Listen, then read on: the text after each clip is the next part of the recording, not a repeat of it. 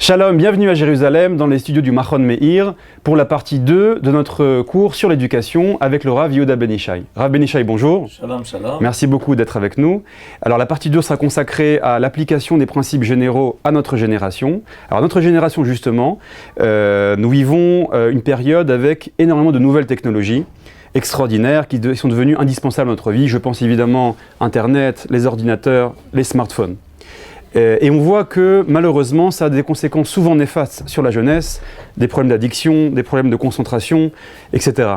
Alors comment on arrive à éduquer les enfants et, dans ce cadre-là pour qu'ils fassent un bon usage de tous ces nouveaux outils?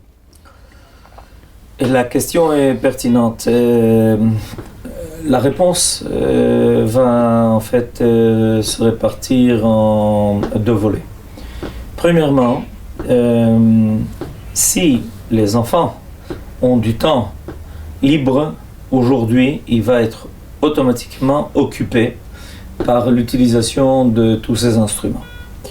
Donc, il y a à mettre en place une stratégie du temps libre, des loisirs. Quand un enfant est occupé et qu'on met à sa disposition d'autres possibilités, et qu'elles sont suffisamment intéressantes et prenantes pour lui, il aura moins tendance à se retourner vers ces solutions de facilité. Il faut savoir que ces instruments permettent de faire passer le temps de la façon la plus facile, parce qu'elles réclament de la part de l'individu très peu de capacité active. On est passif, on a des choses qui nous défilent devant les yeux, et à cause de cela, on adopte la solution de facilité. Par contre, si on propose à nos enfants des activités auxquelles on est associé, et des activités même sportives, des activités d'études, des activités en Israël, on fait des tioulim, des activités, et là je reviens aussi sur l'importance des mouvements de jeunesse qui proposent des activités sociales, qui proposent même des activités avec un but idéal. Et je parlais hier avec un responsable d'un des grands mouvements de jeunesse en Israël qui me dit qu'il prépare aujourd'hui toute une série d'activités de hitnadvut, c'est-à-dire de volontariat. De volontariat, où les enfants vont participer à des choses importantes. Ça leur donne une satisfaction énorme, ils sont pris par cela, et leur nefesh, leur personne n'est pas libre pour y faire entrer tout ce qui est possible et imaginable. Deuxièmement, je pense qu'il y a là de la part des parents une exigence de discipline dès le départ. Dans beaucoup de domaines, nous avons l'habitude de demander à nos enfants une certaine discipline. L'heure à laquelle on se lève, l'heure à laquelle on va dormir, l'heure des repas, les activités communes au niveau familial. Et on a pensé que dans ce domaine, on pouvait permettre aux enfants d'agir de façon libre en pensant qu'ils étaient capables de gérer cela. Or, en Israël, il y a quelque chose de bien connu, on ne laisse pas un enfant passer une route sans l'accompagner à l'âge de moins de 9 ans. Et ça, c'est exactement la même chose. Quand aujourd'hui, on permet aux enfants d'arriver à tout ce qui est mis à la disposition par les médias, ils arriveront forcément à des choses qui ne sont pas positives. Nous pouvons absolument exiger une discipline, limiter le temps, limiter aussi ce à quoi on peut avoir accès. Refuser que l'accès soit libre. Il y a aujourd'hui énormément de choses qui sont filtrées. C'est une grave erreur de la part des parents de ne pas se servir de ces filtrages qui sont indispensables pour les jeunes comme pour les moins jeunes. Et les parents aussi doivent avoir là-dessus des discussions avec leurs enfants, en leur expliquant qu'il y a aujourd'hui des dangers graves, pas seulement d'ordre moral. On sait que par exemple aujourd'hui, certaines organisations terroristes arrivent à mobiliser leurs adhérents par l'intermédiaire de tous ces médias, en leur donnant des exemples, en leur expliquant qu'il y a là un danger. Nous pouvons les amener à respecter une certaine discipline. Les parents doivent exiger cette discipline. Alors, comme toute chose, il y a une arme à double tranchant. On n'est pas obligé, par exemple, d'acheter le dernier modèle à nos enfants. S'ils ont besoin de communiquer, on peut leur acheter un appareil qui soit beaucoup plus simple que ça. Et aujourd'hui, on a le sentiment que le meilleur cadeau qu'on puisse faire à ses enfants, c'est leur acheter le dernier modèle. Alors, leur dernier modèle, c'est celui qui permet plus d'accès. Donc à chaque fois que l'on fait cela, en réalité, on, de ses propres mains, crée un piège à nos enfants qui ne pourront pas maîtriser leur envie, leur curiosité de rentrer dans tout ce qui est possible, dans tous les sites possibles et imaginables. C'est le moment de rappeler qu'aujourd'hui, dans notre public, on a compris le problème et que, par exemple, le Machon Meir a créé précisément une chaîne pour les enfants qui a un succès énorme parce que les parents, tout d'un coup, ont pu permettre un accès. Quelqu'un auparavant a fait la critique nécessaire et ça a été fait dans l'esprit que nous attendons. Et nous espérons que ça va se multiplier. Tout celui qui a la capacité de s'atteler à cela fera une grande mitzvah avec cette génération. Alors, une précision pour nos téléspectateurs, je ne sais pas comment ça se passe en France. En Israël, comme vous avez parlé de compagnies qui filtraient Internet, donc c'est des compagnies en fait qui proposent différents niveaux de filtres, comme par exemple les filtres, tout ce qui est site de la pornographie ou de violence, ce genre de choses. Alors ça, c'est une précision pour nos téléspectateurs. Autre chose, Rav, on avait parlé dans le cours précédent de l'importance de l'exemple, que l'éducateur doit être un exemple vivant. Alors, on a souvent vu des enfants assez addicts, par exemple à Facebook, et quand on voit après les parents eux-mêmes sont également toute la journée sur leur smartphone, etc. Donc, est-ce qu'il n'y a pas aussi un travail déjà de la part des parents eux-mêmes de diminuer leur consommation d'accès à Internet, au smartphone, pour également que ça influe par aura, j'allais dire, envers les enfants? Alors, écoutez, vous touchez à un sujet extrêmement important au niveau éducatif. Prenons l'exemple du Shabbat.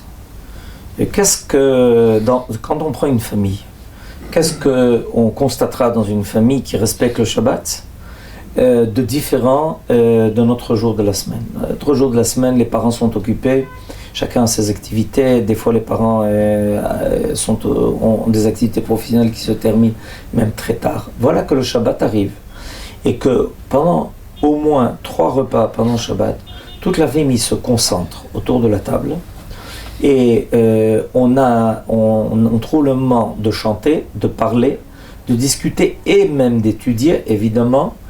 Et il y a un espace stérile créé qui ne permet pas à d'autres choses de s'introduire, à un monde profane de s'introduire, précisément parce qu'on a décidé pour un temps précis qu'on était dans un autre temps que le temps habituel.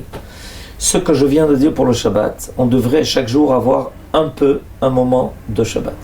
C'est-à-dire que, par exemple, si on ne peut pas avoir, évidemment, la possibilité de se rencontrer 3 fois par jour, que dans chaque famille, 1 fois par jour, le soir, quand on rentre, tout le monde se réunisse autour de la table, que l'on trouve le moment, à ce moment extraordinaire où la famille se réunit, de demander à chacun comment la journée s'est passée, quelles ont été les bonnes choses qu'il a traversées, peut-être d'autres soucis qu'il pourra faire apparaître à ce moment-là, de dire 2-3 bonnes phrases, pas forcément une étude de Torah parce que tout le cadre ne s'y prête pas toujours, mais on peut en tout cas faire à partir quelque chose de positif.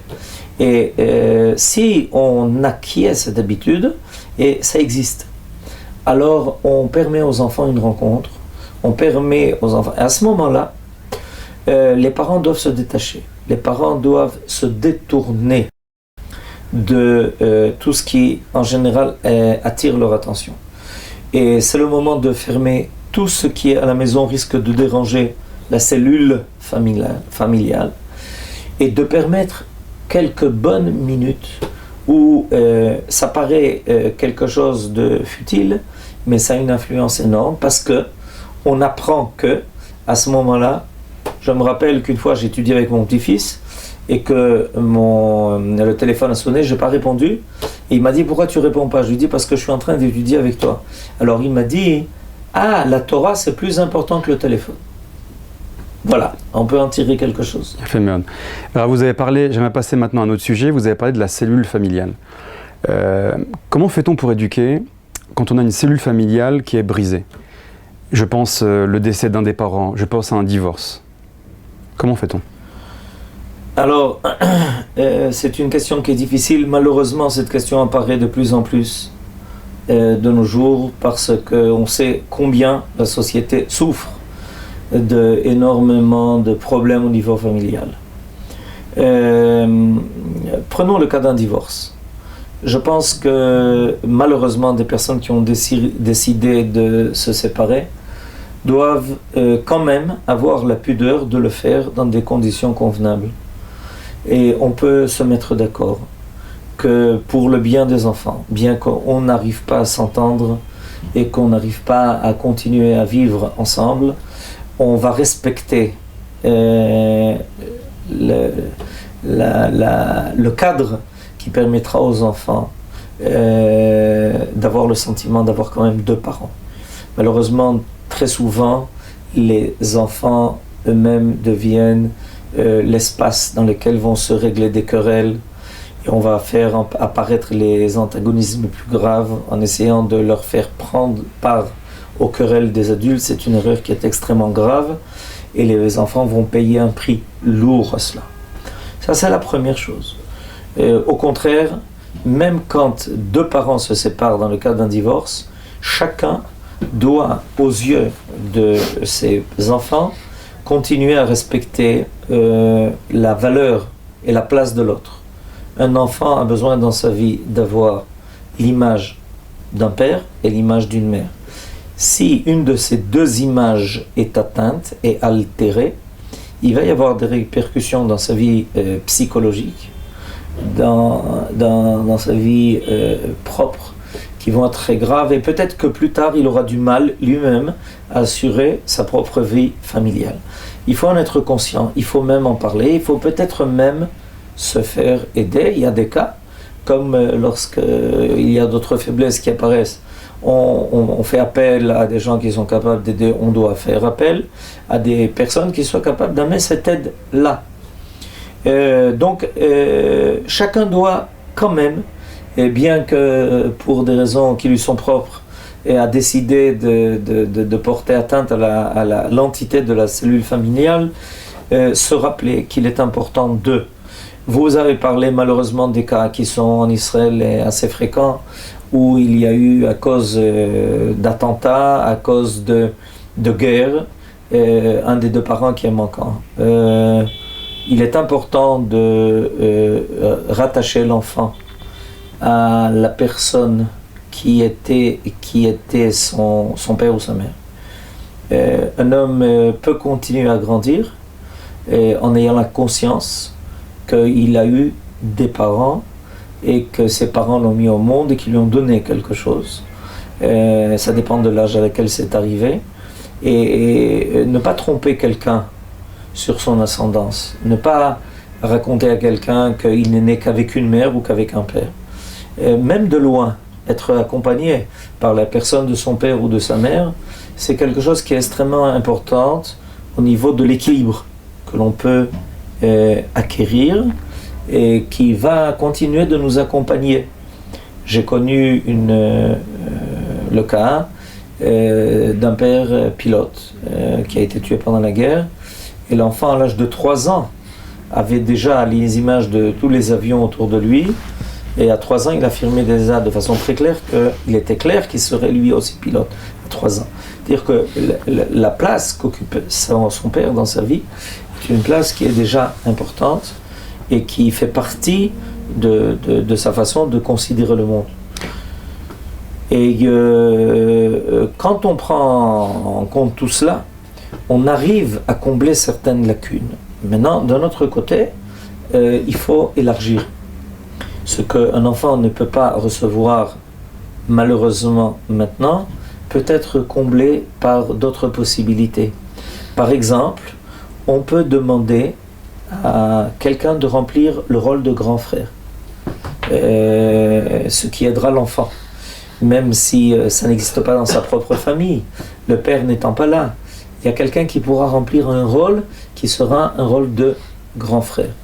Très souvent, ça aide quand on va dans un cadre qui permet d'avoir des activités diverses. Et qui l'enfant arrive, il a un instinct pour trouver son appui dans d'autres cadres que la famille tout entière aussi doit se mobiliser en ayant conscience du manque que l'enfant traverse. On peut remplacer ça par une attention décuplée de la part des autres cercles qui existent au niveau familial, les oncles, les tantes, les cousins, ou simplement des personnes qui ont conscience de ça et qui veulent aider et qui sont prêtes à accompagner cet enfant dans l'épreuve qu'il traverse. J'aimerais, Rav, parler maintenant de la question du handicap. Comment arrive-t-on à éduquer de façon sereine et saine un enfant qui est touché par le handicap? Ça peut être un handicap physique, psychologique ou mental. Bon, c'est une question qui est délicate parce que évidemment ça dépend de l'handicap, ça dépend de la gravité de l'handicap, ça dépend d'énormément de choses. Mais en tout cas, on sait qu'aujourd'hui, la situation a beaucoup évolué dans le bon sens. Ce qui auparavant était caché, aujourd'hui n'est plus caché. On en parle, on éduque, on explique à ceux qui entourent qu'il y a des personnes qui sont différentes d'autres. Et en plus de cela, on remarque que dans la société, les handicapés aujourd'hui remplissent de plus en plus de rôles. J'ai lu le cas dernièrement d'un soldat qui a eu ses 2 jambes coupées, malheureusement dans le cadre de l'armée, et qui aujourd'hui fait des courses de longue haleine. On lui a trouvé des prothèses qui lui permettent de faire des courses de longue haleine. On sait qu'il y a aujourd'hui des Jeux olympiques pour les handicapés et ils arrivent à des résultats extraordinaires. Alors évidemment, on doit essayer de trouver les moyens, et ça c'est un des avantages des développement de la technologie et de la modernité, c'est que l'on trouve des palias à beaucoup de problèmes qui auparavant étaient censés laisser la personne complètement de côté. Il y a énormément de lois qui obligent aujourd'hui à s'occuper et à permettre un accès à toutes les activités aux handicapés. Ce qui est important aussi, c'est de assumer et de ne pas considérer cet état comme un état qui doit être occulté. Dieu fait apparaître toutes sortes d'êtres dans le monde. Et très souvent, on remarquera que les handicapés ont des valeurs et ont des qualités, des vertus que même des hommes sans aucun handicap n'ont pas. Peut-être à cause de leur handicap, comme quelqu'un qui est aveugle a une capacité d'ouïe très développée qui lui permettra de surmonter son handicap. Alors, je pense qu'il faut... Vous dites qu'il y a des choses que les handicapés ont à dévoiler, des choses spécifiques à eux. Spécifiques à eux. Et on peut en apprendre beaucoup quand on voit des handicapés qui arrivent à surmonter des épreuves. Ça peut donner de grandes leçons à ceux qui ont tout et qui malheureusement ont le sentiment qu'il leur manque toujours quelque chose. Quand on rencontre des handicapés, on peut connaître son propre bonheur et on peut se dire si un handicapé est capable de faire de telles choses, alors qu'est-ce que nous avons nous à dire? Et vous savez qu'il y a de très belles histoires où les handicapés se sont mariés avec ceux qui se sont occupés d'eux. Et le Rav Kook a une très belle remarque à ce niveau-là, en disant qu'on n'arrive pas à comprendre le secret de toutes les souffrances dans le monde. Mais il faut savoir qu'une partie des souffrances donne l'occasion aux autres de faire preuve de chesed et donc construire un monde de bonté. Alors j'aimerais aborder un dernier thème, c'est le thème de l'Aliyah. Alors Baruch Hashem, nous vivons une génération du retour du peuple d'Israël sur sa terre, et une famille qui quitte le monde de l'exil, qui arrive en Israël, vit des changements et beaucoup de bouleversements. Le premier, c'est tout d'abord, en dehors d'Israël, on a une vie individuelle, communautaire. On arrive ici, on a une vie nationale, une vie collective. Et des fois, on ne se sent pas forcément les épaules pour affronter tout ça. Ça passe évidemment par les guerres, mais tous les problèmes politiques ou autres qui existent en Israël. Et les deuxièmes bouleversements, changements, c'est des problèmes plus techniques, le changement de langue, de culture. On a des fois, souvent les enfants parlent mieux l'hébreu que les parents. Alors des fois, les parents perdent un peu leur ascendant sur les enfants par rapport à ça. Alors comment on arrive à, en tant que Oleh Hadash, à éduquer, à développer pleinement sa cellule familiale en Eretz Israël? Bon, alors effectivement, l'Aliyah est devenue d'actualité et elle devient de plus en plus d'actualité. On sait que l'exil touche à sa fin, donc on n'est pas surpris de l'accélération du processus. Je dirais qu'il y a un certain nombre d'éléments importants à retenir.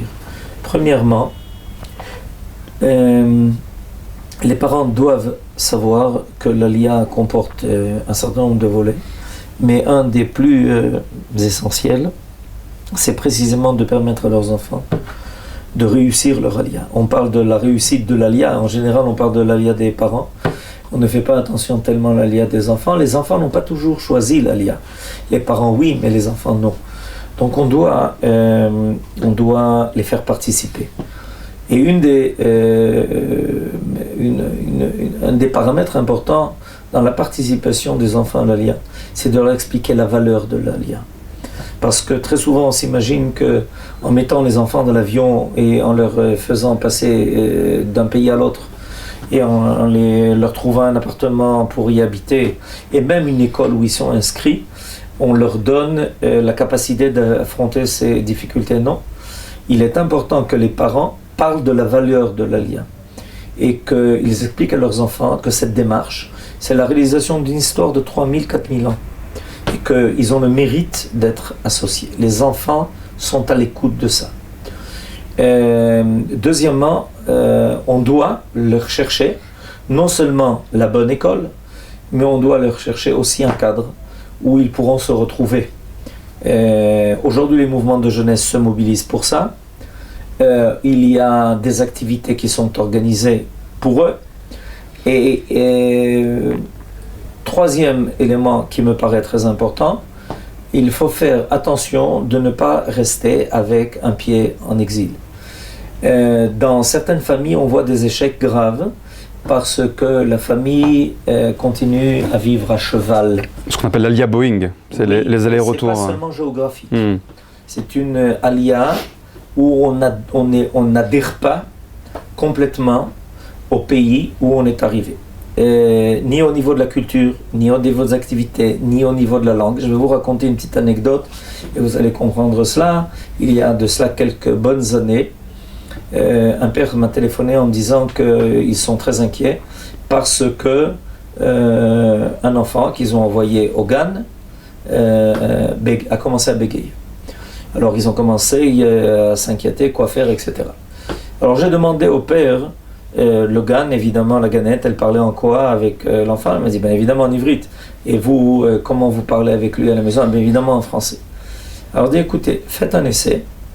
Avec l'ivrite que vous connaissez et les erreurs que vous faites, commencez à parler avec l'enfant en ivrite. Au bout d'un mois, l'enfant arrêtait de bégayer parce qu'il a retrouvé une cohésion. Alors, il faut savoir que ce qui apparaît là au niveau de la parole apparaît aussi à énormément d'autres niveaux. Quand on fait l'Aliyah, on doit faire l'Aliyah, point final. Et même si pour des activités des fois commerciales, ou des activités professionnelles. On continue à voyager, mais ça arrive aussi à des Israéliens. Mais on sait que sa place est ici, et complètement et définitivement, sans laisser croire qu'en fait on est là-bas, ici, ici, là-bas, là-bas, ici, et l'enfant ne s'y retrouve pas. Et il va à ce moment-là chercher ce qui lui permettra d'affronter ce manque de stabilité, et ce n'est pas toujours des bonnes choses. Alors je conseille donc que quand on arrive ici, on ait cet esprit-là. Nos enfants vont maintenant faire partie complètement de l'histoire de ce peuple, de cette terre. Ils vont grandir, ils vont finir par devenir des Israéliens à part entière. Le plus tôt possible sera le mieux. Ce sera le mot de la fin. Rabbi Nisham, merci beaucoup. Quant à nous, nous nous retrouvons très bientôt pour une nouvelle vidéo des grandes questions à Jérusalem dans les studios du Machon Meir. Shalom.